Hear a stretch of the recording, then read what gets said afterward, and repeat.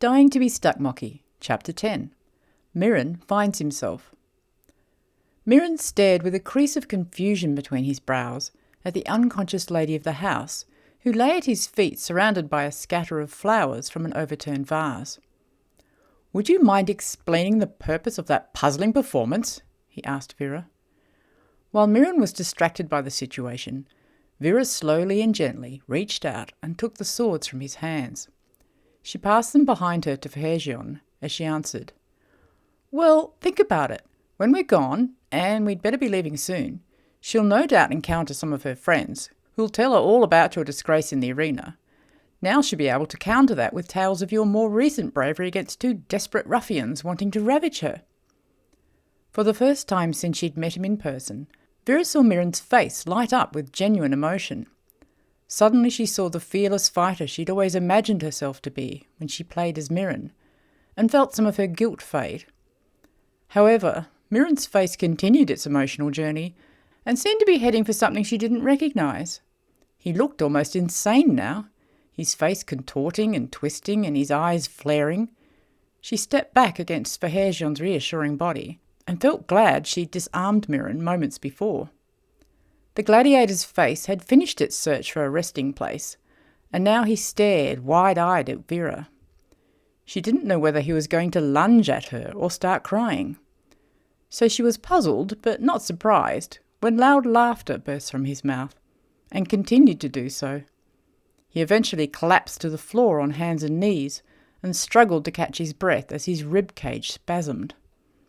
All right there, Mirren?" Vera tentatively asked at last.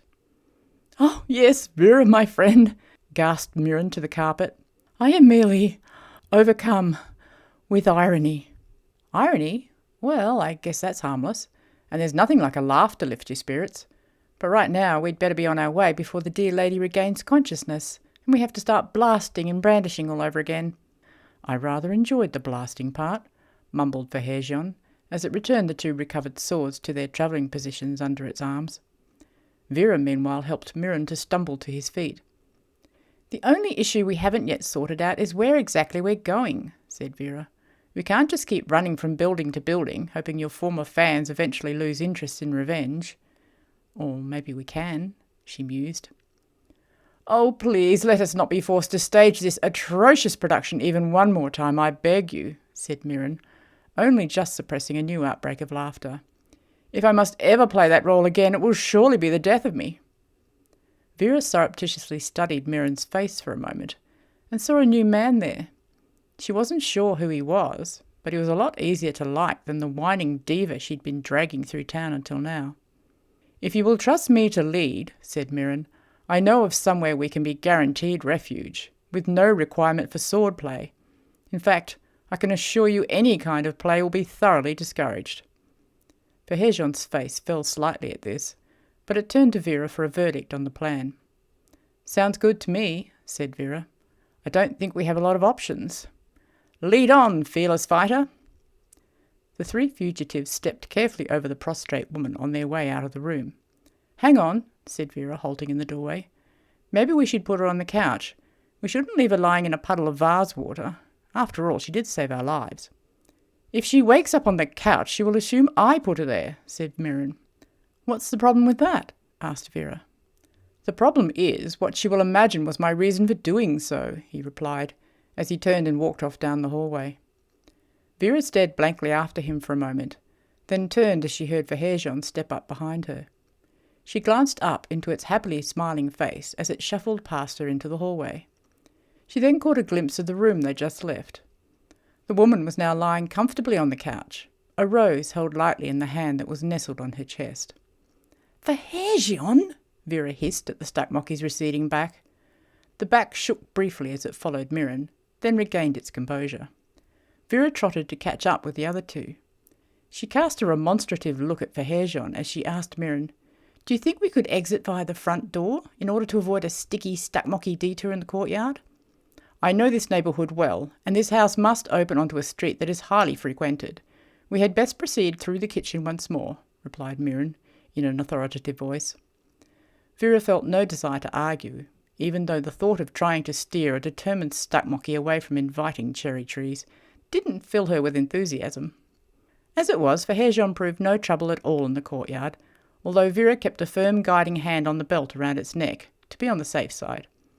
When they reached the kitchen, she was forced to let go in order to make their way between the tables, covered with platters of food.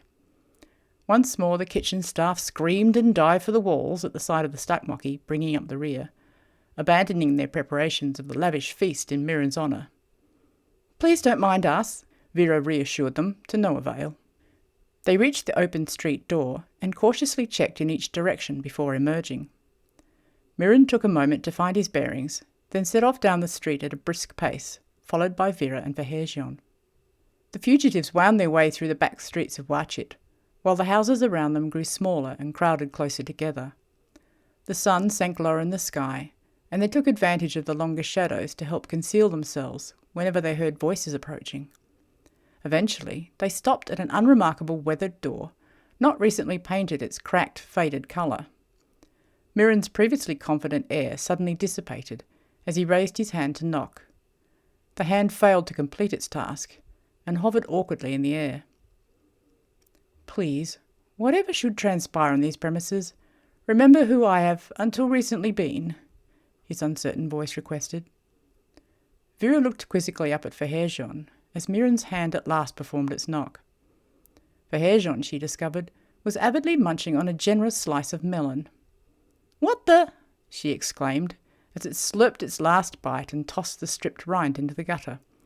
"Where did you get—" she began again, as Verheerjon reached down behind a previously invisible flap in its belly fur and drew out another giant slice of melon. As it raised the treat to its sticky mouth, the door before them squeaked rustily open, to reveal a middle-aged man dressed in dull, worn clothes. His eyes took a moment to register the strange sight of a gladiator, man-boy and Stuckmocky, then circled back to rest on Mirren, who no longer had a shred of confidence left to him. "Son," said the man with vague hostility,